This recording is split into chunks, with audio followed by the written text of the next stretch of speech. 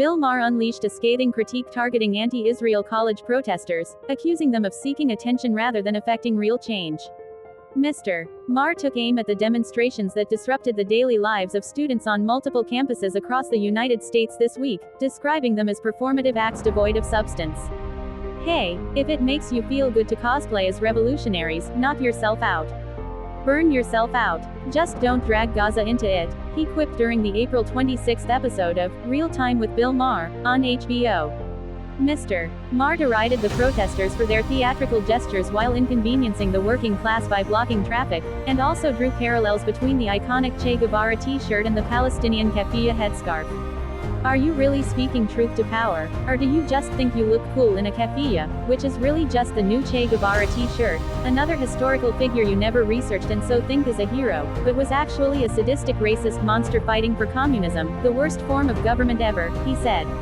Expanding his critique to the motivations behind the protests, Mr.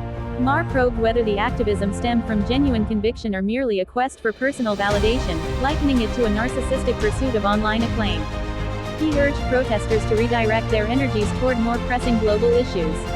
Mr. Maher also cautioned against the alienation of the public through disruptive tactics. Palestinian resettlement. The Biden administration is reportedly considering admitting some Palestinians to the United States, according to CBS News, which obtained internal government documents related to the plan.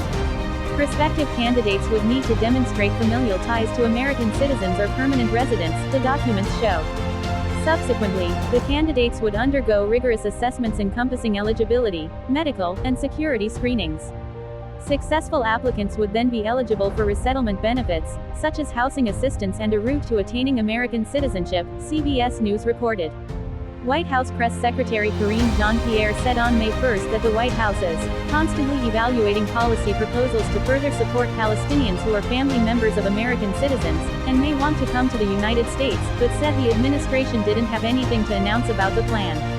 Chaos has erupted at universities across the United States in recent weeks as pro-Palestinian protesters have taken over large portions of campuses and established tent encampments to occupy the universities while demanding that the administrations divest from Israel. At the University of California, Los Angeles, violent clashes broke out overnight Tuesday into Wednesday, leading the administration to cancel classes on May 1.